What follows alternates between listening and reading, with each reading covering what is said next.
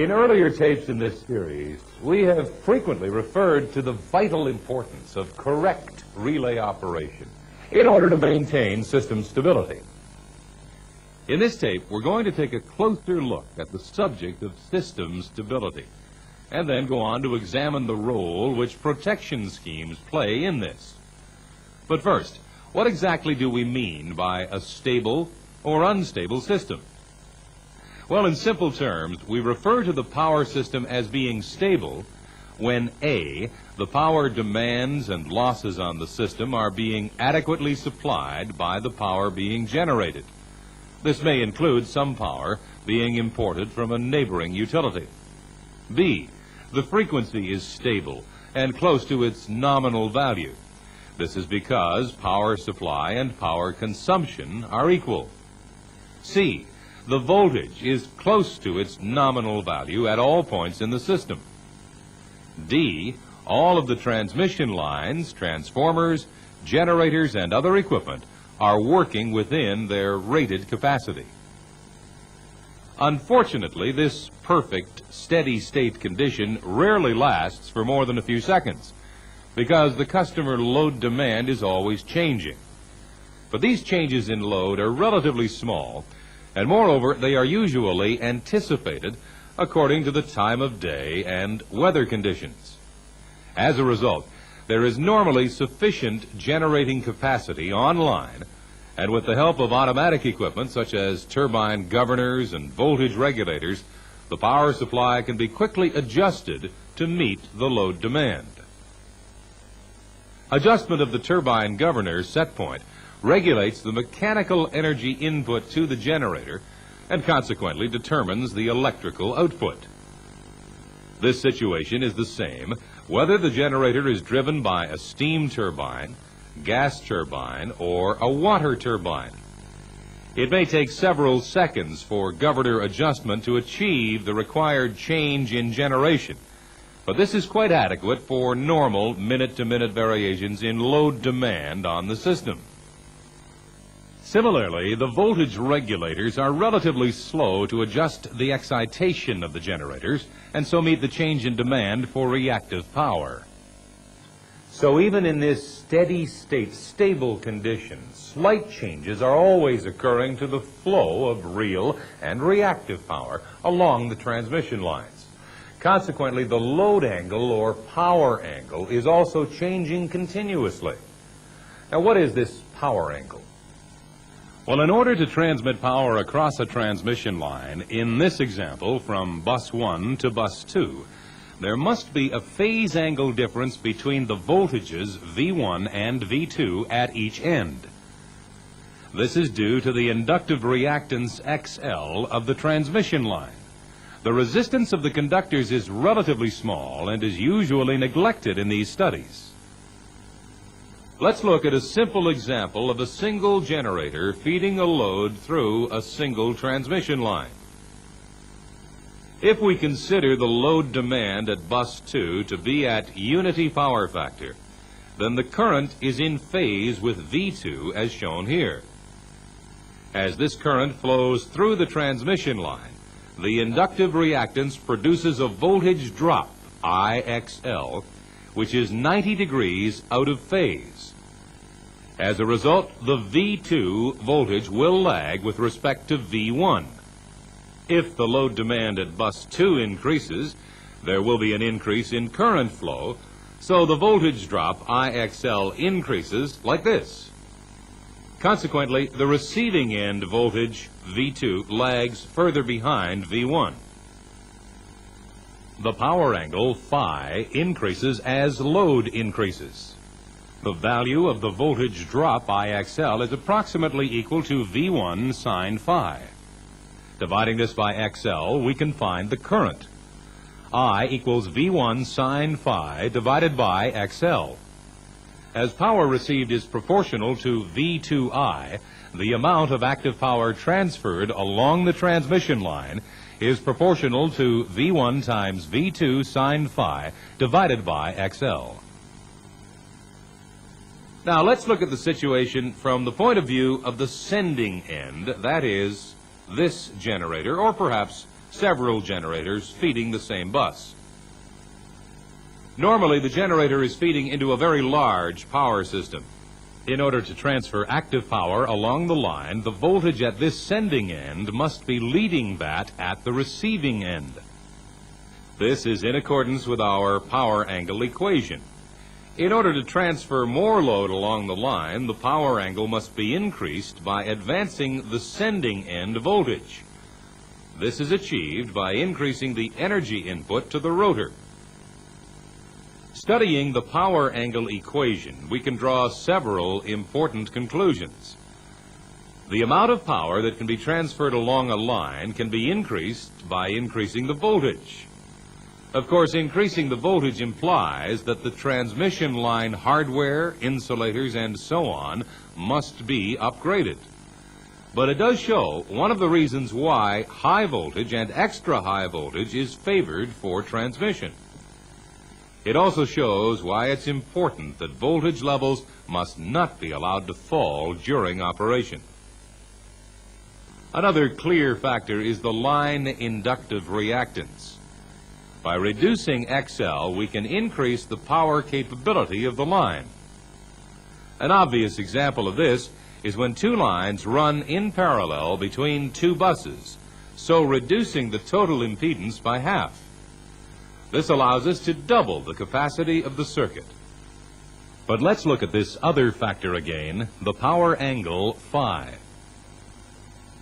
This curve shows the transfer capability of the transmission line with relation to the power angle between the voltages at each end. When there is no angular displacement across the line, there will be no power flow. As the power angle increases, so does the load transfer. For example, where the angular displacement between the voltages is 30 degrees, then the power transfer across the line is equal to the sine of 30 degrees, that is 0.5 or 50%.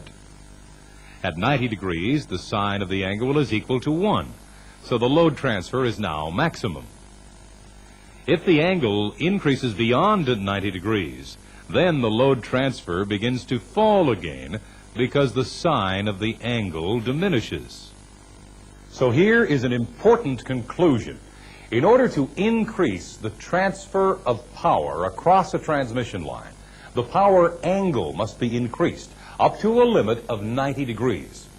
If the power angle exceeds 90 degrees, then the power transfer will be reduced, and the system will probably fall out of synchronism. For stable operation, the system operator loads the system in such a manner that the load angle across each transmission line is much lower than 90 degrees.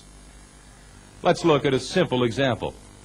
Here, the line is operating at approximately 40% capacity. The load angle across the line is about 25 degrees. In order to increase the load transfer, the operator must first increase the steam input to the turbine by adjusting the governor set point. This causes the rotor to accelerate and so advance the angle of voltage, V1. This now increases the power angle across the line and so increases the load transfer. After a brief oscillation, the governor settles down to its new position with the power angle now at, say, 45 degrees.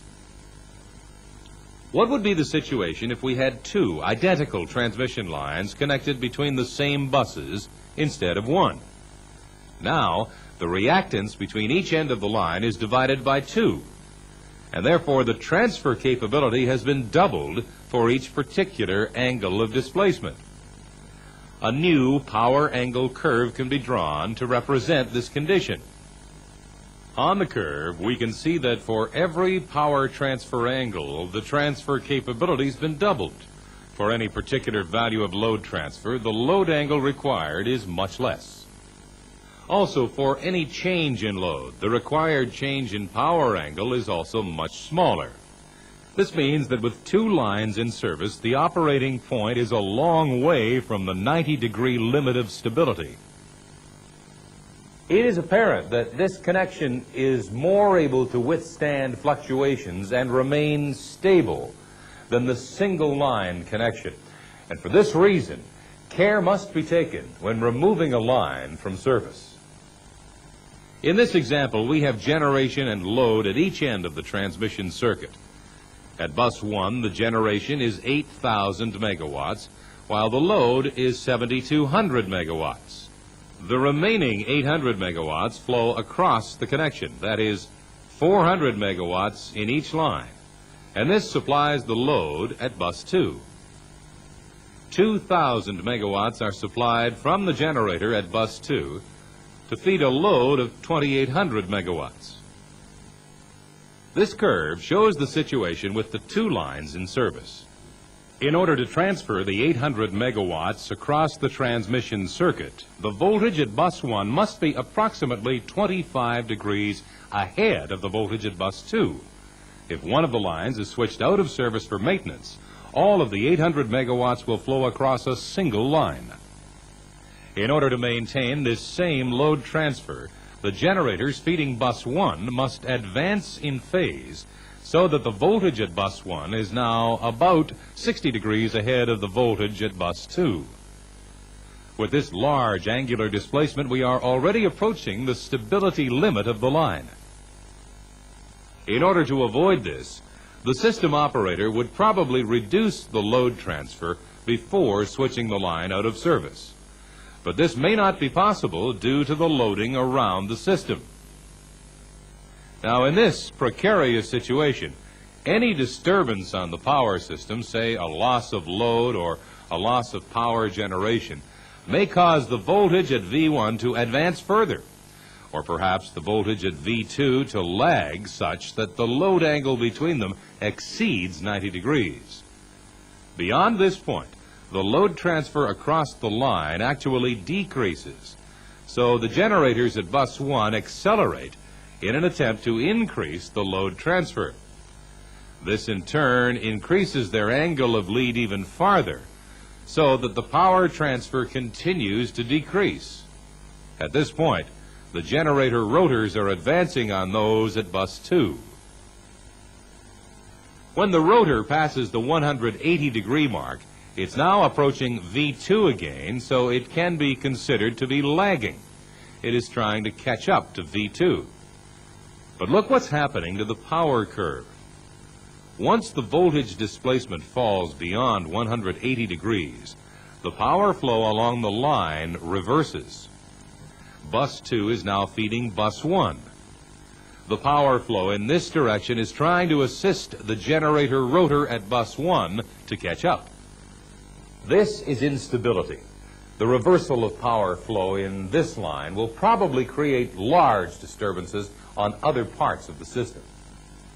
Hopefully, the generators at bus 1 will pull into phase and remain in phase as they recover their original position. However, experience tells us that this is not likely to happen, and the generator will probably continue to accelerate and remain out of step with the system. This condition is known as slipping a pole and is the symptom of instability. The only remedy is to disconnect the unit from the system and then resynchronize. At this point, let's take a break, and then we'll come back and look at other factors which affect stability. For now, please switch off the tape and review this material in your workbook.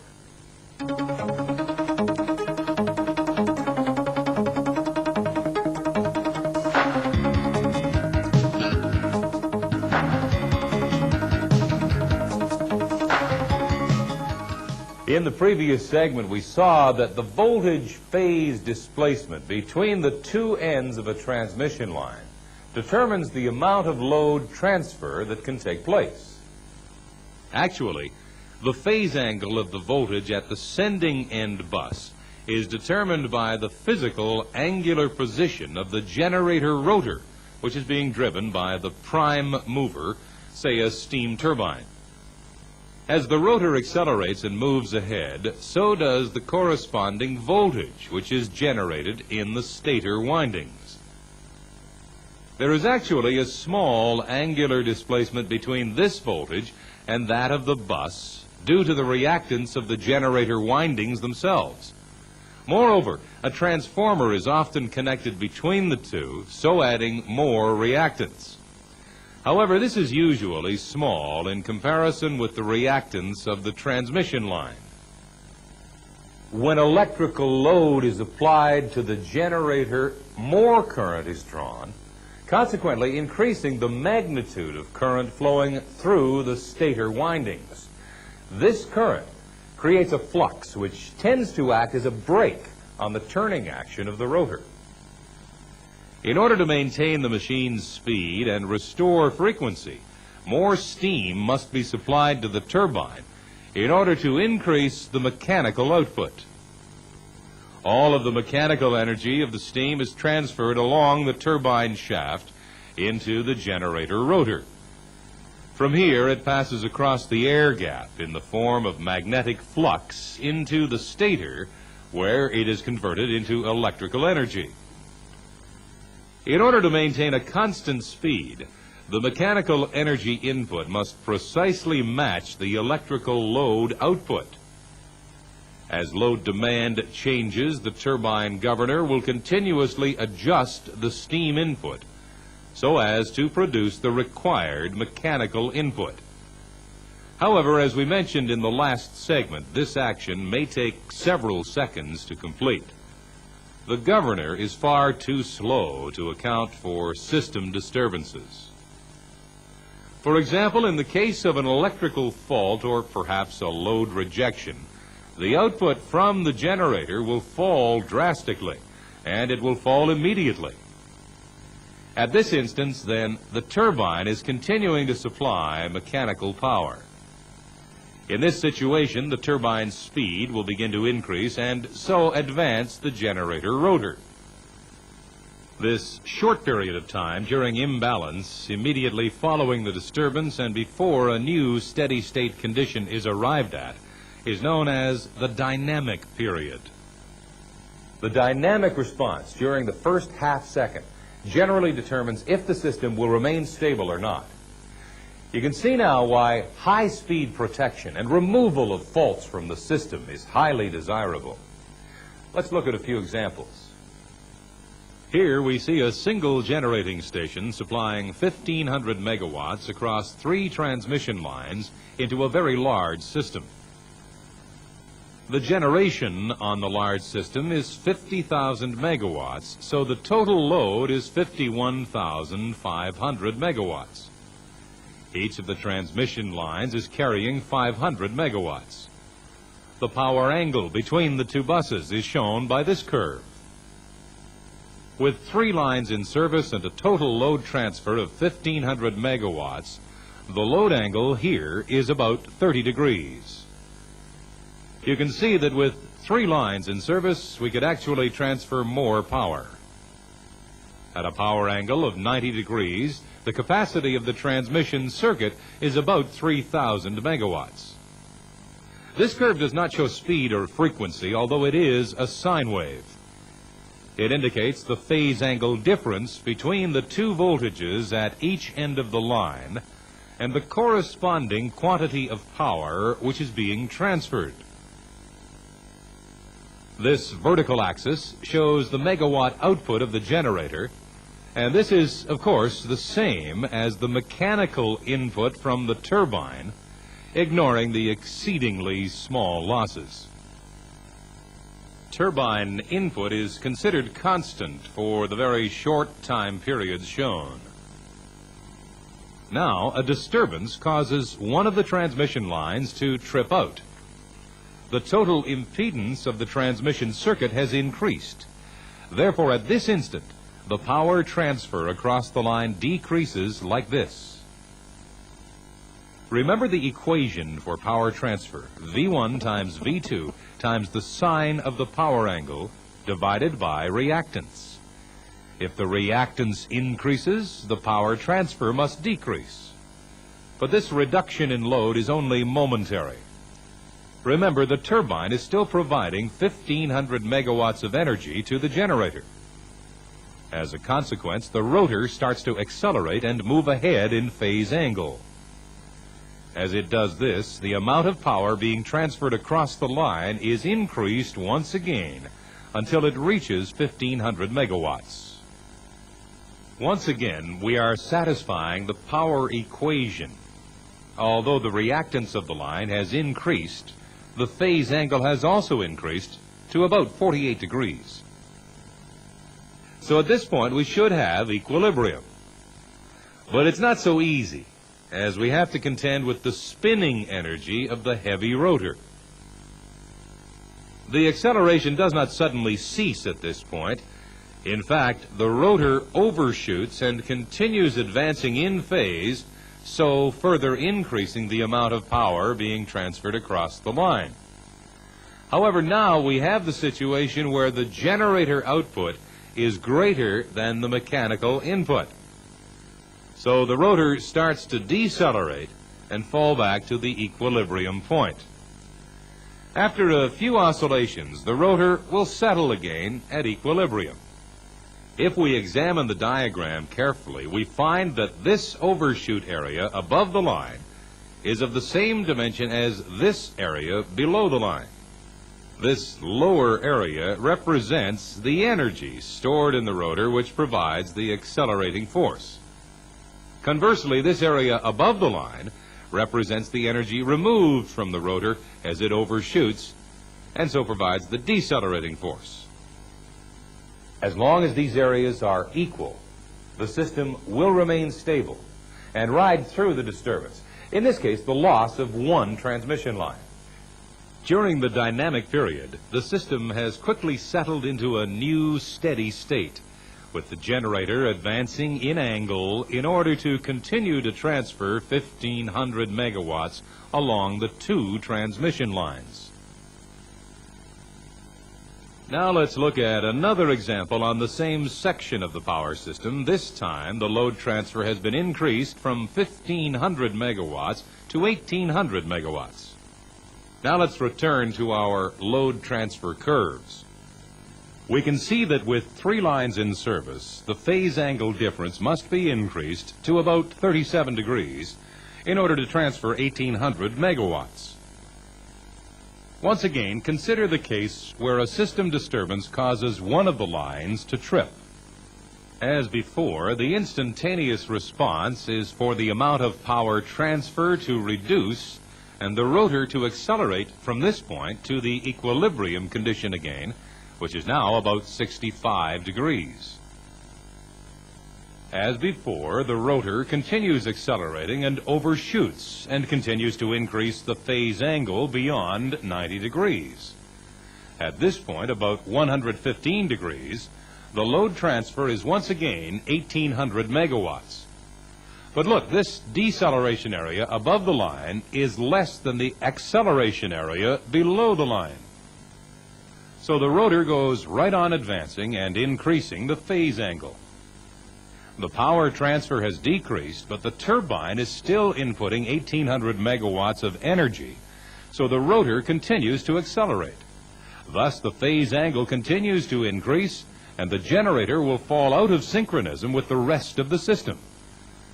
We'll be looking at this condition in more detail later on in this tape. From these two examples, you can see that the stability of the system is very much influenced by the initial operating condition. That is, before the disturbance occurred.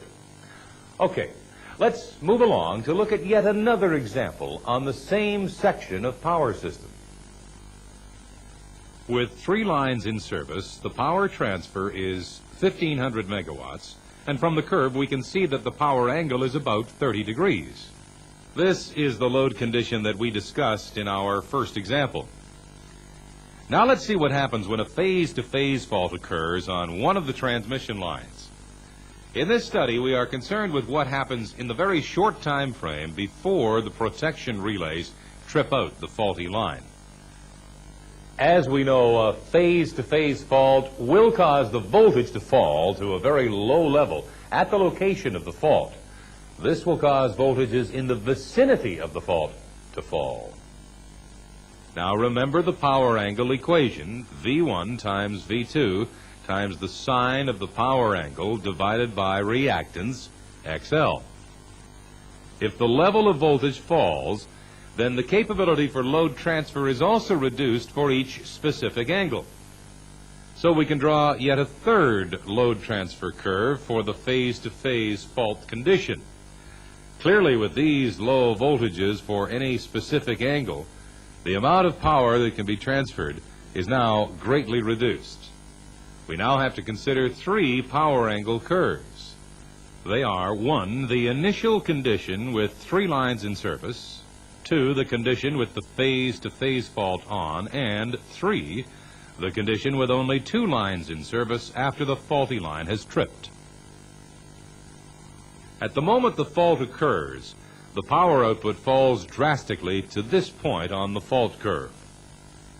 At this point, the generator output is far lower than the turbine input, so that there is a large amount of accelerating force available.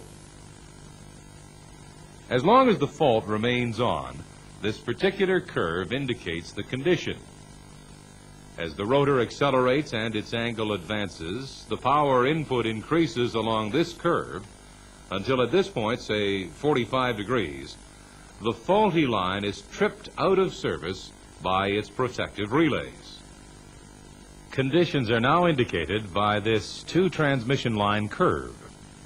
The rotor now continues to accelerate along this curve through the equilibrium point and overshoots and starts to decelerate as the generator output is greater than the turbine input. The rotor angle will continue advancing until this decelerating area above the line is equal to the accelerating area below the line.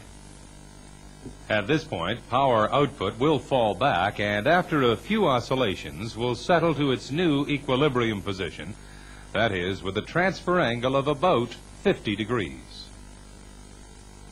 This is an interesting case. We can see that the rotor has advanced beyond the 90-degree phase angle. Nevertheless, it's been able to recover and remain in step with the system. Now let's see what would occur if the fault were a 3-phase fault instead of phase-to-phase. With a solid 3-phase fault, the voltage falls close to 0, and the immediate consequence is for the power transfer to fall close to 0 also. As before, the rotor angle advances until the faulty line is tripped at this point, so that load transfer conditions are now indicated by this 2-line curve. Clearly, this accelerating area is greater than before, and as a result, the rotor will advance to a much greater angle. Once again, we must carefully measure and compare these two areas. They appear to be equal. The limiting factor is this point here. As long as this decelerating area above the line is equal to or greater than the accelerating area below, then stability will be restored. However, this condition is extremely vulnerable. For example, if the protection relays operated slower than intended, then the accelerating area would be greater and the rotor would advance beyond this point and fall out of step with the rest of the system. It is clear that a 3-phase fault is more severe and more likely to cause instability than the phase-to-phase fault.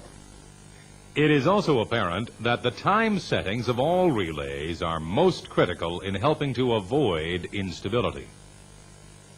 In these examples, we have been looking at stability behavior on a fairly simple system.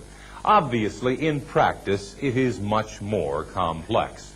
In response to a fault, several generators may be accelerating or decelerating at the same time, and load transfer may be affected on other transmission lines throughout the system.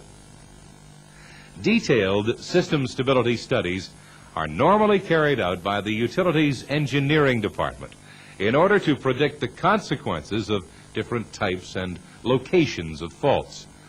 These studies play an important part in power system design and operation. Obviously, protection schemes are a vital part of system stability. We'll be talking more about this in the next segment. For now, please switch off the tape and thoroughly review this material in your workbook.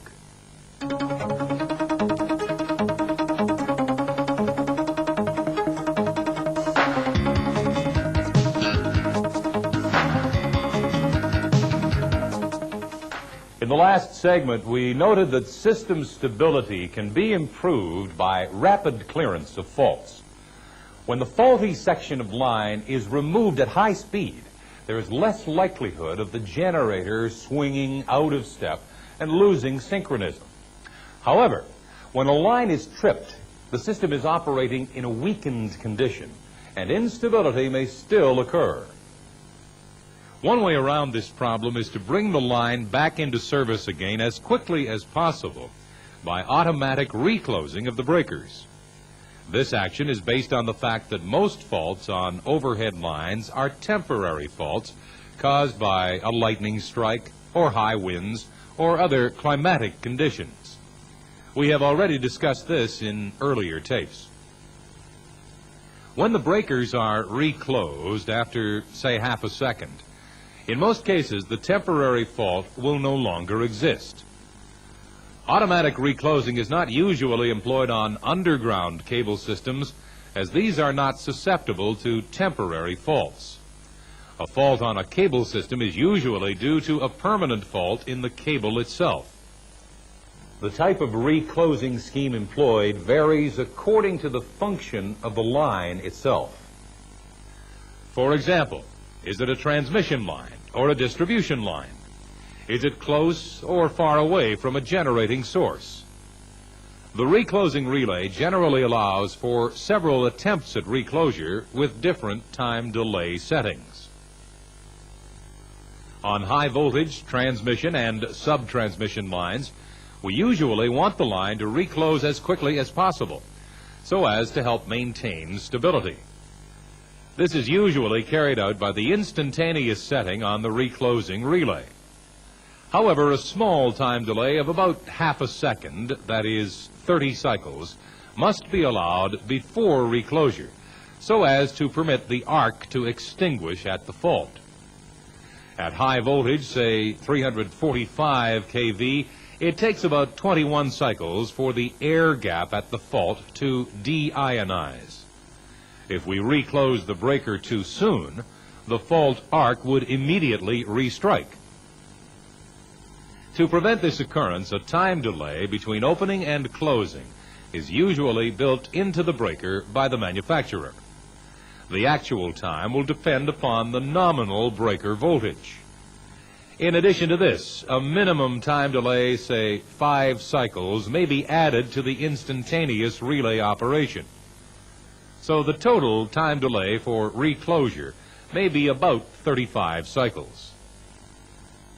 If the fault is still on the line after reclosure, the protection will trip the breaker once again.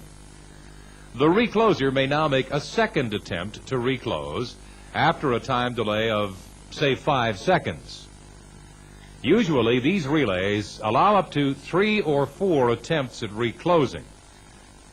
If the fault still remains on after the final attempt, the reclosing relay locks out and the breakers remain open in the tripped position.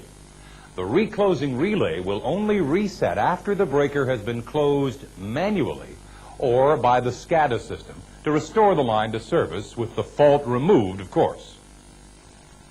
When automatic reclosing takes place, it is essential that both ends of the line remain in synchronism, or at least close to synchronism. This may not be the case, for example, with an interconnecting line between two power systems. If there is a large power flow over the interconnection before tripping occurs, it's likely that the two systems will rapidly move out of synchronism when separated. One system may speed up, while the other decreases its frequency. The phase angle between the two systems will increase rapidly, and they will not remain in synchronism. In this case, automatic reclosure cannot be used. However, in most power systems, there are many transmission lines operating in parallel. Hence, loss of a line will cause the load to transfer to others. In this situation, the two ends of the line will remain in synchronism, but there may well be an increase in phase angle between the voltages at each end. We have already seen the reason for this in earlier segments of this tape. Indeed, this is one reason why reclosure should be as rapid as possible. Incidentally, in order to obtain high-speed reclosing, it is essential that the temporary fault is cleared by high-speed simultaneous tripping at both ends of the line. This means pilot protection must be used. In this case, high-speed reclosing will be virtually simultaneous at both ends. But remember, if it's necessary to take the pilot protection out of service, it's also necessary to block the high-speed reclosing action. We may run into phase angle problems where the first reclosing attempt fails and the line trips again. The relay then attempts a second reclosure with time delay. In this situation, the phase angle between voltages at either end of the line may be quite wide, and reclosure at this point could cause a shock to the system. How can we get around this? Well, one method is to apply only single-pole tripping and reclosing. Experience shows us that most temporary faults occur on one conductor only, giving us a single phase-to-ground fault. For this reason, many installations choose to trip the faulted phase only. The pilot protection is set up to trip both ends of the line, but on the faulty phase only. For the brief interval of time that this phase is out of service, the remaining two phases will continue to transfer power and so retain synchronism and keep the phase angle difference within a narrow band. The instantaneous reclosing relay will quickly close the breakers again and restore the line to service. Of course, the same protection is set up so that a three-phase fault will trip all three phases at both ends. If single-pole tripping and reclosure is not installed, then another method is to use a synchro-check relay to measure the phase angle difference. In this arrangement, reclosure takes place first at one end of the line only, while the synchro-check is performed at the other end. This relay measures the phase angle of the voltages on either side of the breaker, and it will only allow reclosure if this angle is within a specified limit, say up to 40 or 60 degrees out on the system. Yet another way around this problem of reclosing into a large phase angle difference is to eliminate the second and subsequent reclosing attempts altogether. I am sure that you will find on your system many transmission lines which have reclosing relays, but some of these are limited to only one instantaneous attempt at reclosing. If the breaker trips again, the relay locks out. There are even limitations to the application of the instantaneous reclosing arrangement. This is where the transmission line is located close to one or more large generators. The shock to the generator of suddenly rejecting load, then applying load again, could conceivably cause mechanical stress and ultimate damage to the turbine and generator rotors. For these reasons, and to preserve system stability, instantaneous reclosing relays are usually not installed at locations close to a generator. We can see that the application of reclosing relays depends upon the system location and the specific system. We have mentioned in earlier tapes that when reactors are installed, they are usually connected directly to the transmission line. In this case, automatic reclosing should not be applied. This is because a fault in the reactor is more likely to be permanent than temporary, and we certainly do not wish to reclose and re-energize into the internal fault of the reactor. The same thing goes where a transformer may be directly connected to the line. For distribution feeders, the breaker in the substation is often fitted with a reclosing relay. The first reclosure may be instantaneous, but the second, third, and fourth will each have a time delay of 10 to 20 seconds. In setting the reclosing relay, it's necessary to know the types of load which are supplied by the particular feeder. For example, the feeder may supply an industrial load which includes large induction motors. Reclosure must be delayed until the motors have time to run down and reduce their residual voltage to less than 1/3 of rated. With synchronous motors, it's preferable to trip the motor before restoring the voltage to the line. You'll remember we discussed this matter in an earlier tape. Loss of voltage relays should be installed on all large motors. An even more difficult situation arises where the industrial consumer also generates all or some of his power requirements, and these generators are synchronized into the power system. In this situation, reclosure of the feeder would not be practical, as the two systems would now be out of synchronism, and some damage may occur to the customer's machines. The customer's generator should be tripped before any reclosing takes place on the feeder breaker. On most feeders, there are a large number of fused taps supplying different customers. The protection scheme may be coordinated so that if a temporary fault occurs downstream of any fuse, the feeder breaker protection will operate first. It will instantaneously trip the breaker and then instantaneously reclose again. If the fault remains on, that is a permanent fault, the breaker will not trip the second time, as the instantaneous protection is now blocked.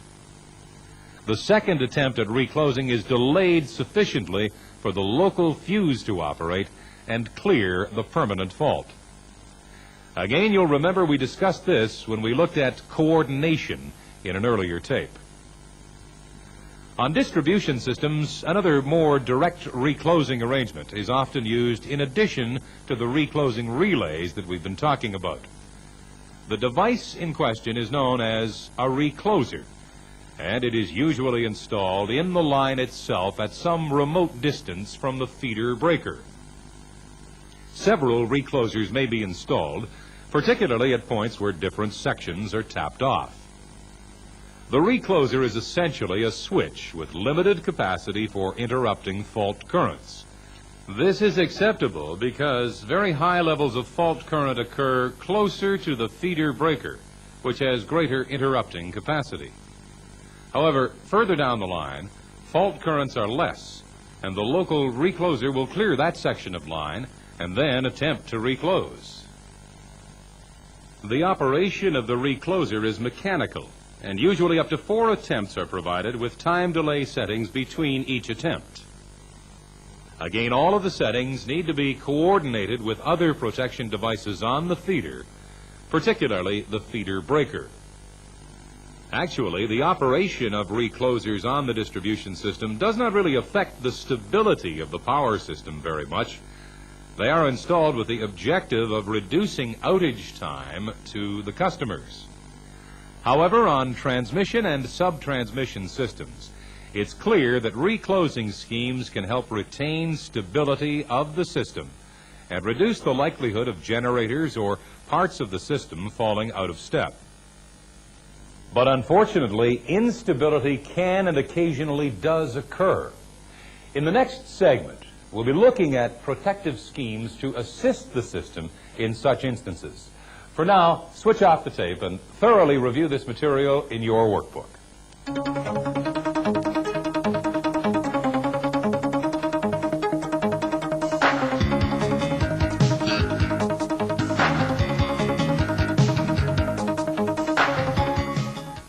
Let's look once again at what happens to a generator when it falls out of step with the system.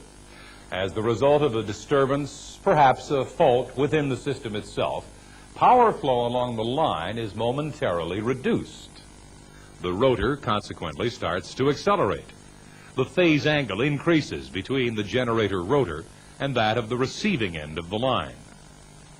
As the rotor continues to advance beyond 90 degrees, the amount of power being transferred along the line decreases until at this point the rotor is leading by 180 degrees and there is zero power transfer. As the advance continues, power begins to flow in the other direction, that is, into the generator from the system.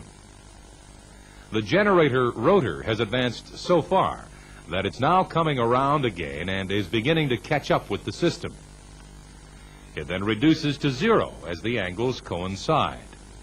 At this instance, the voltages at each end of the line are in phase, and load transfer is zero. All this has happened in about half a second. The turbine governor has hardly had time to act yet, so the generator rotor continues to accelerate. Looking at a specific case, this transmission line has the sending end voltage fixed, with the receiving end voltage allowed to rotate. VR is equal to Vs. Under an out-of-step condition, the locus of VR is a circle. Let's look at the voltage level along the transmission line, where the sending end voltage and the receiving end voltage are both in phase, that is, with no power transfer. The voltage all the way along the line will be approximately the same. However, if the receiving end voltage advances to 180 degrees, the voltage profile along the line looks like this. At the electrical center of the line, the voltage is 0. As the rotor angle changes, so does the voltage profile and the point of 0 voltage. Now to plot current flow during the out-of-step condition. VR and Vs are in phase at 0 degrees, and no current flows as the voltages cancel. When VR is at 90 degrees, it adds to Vs vectorially, giving this current flow. When VR is 180 degrees, out of phase with Vs, the two voltages add directly, giving maximum current flow. When VR is at 270 degrees, it adds vectorially to Vs, giving this current flow. You can see the locus of current flow during the out-of-step condition is a circle. But voltage divided by current equals impedance. Thus, the apparent impedance of the line, as seen by the relays at both ends, will vary during the out-of-step condition.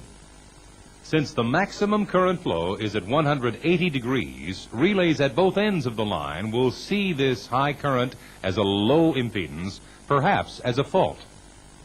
But we may not want the distance relays to trip this line. We may prefer to separate the system at a different location. Why? Well, in this example, generators at each end are feeding a series of loads throughout the system. Suppose the generators at bus 1 become unstable.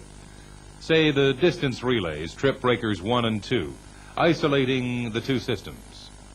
We now have the generation at 1 with a capacity of 1,600 megawatts feeding its load of 1,100.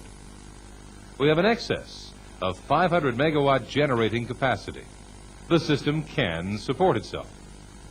But look at the remaining system. This has a generating capacity of 1,400 megawatts trying to supply a load demand of 1,900. There is a shortage of 500 megawatts.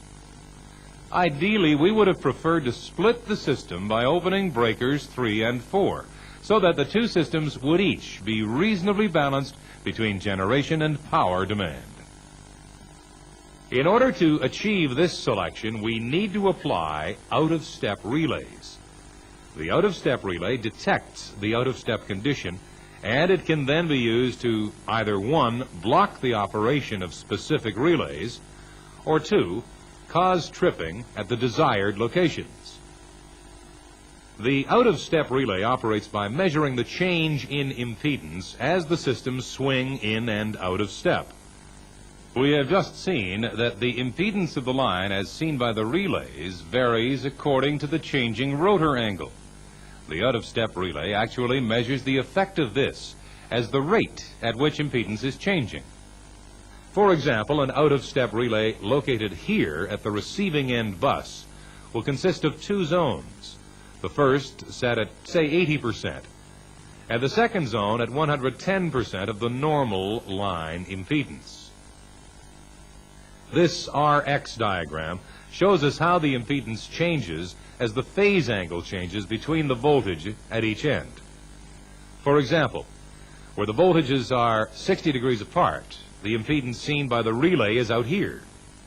As the generator rotor advances, the angle increases and the apparent impedance decreases.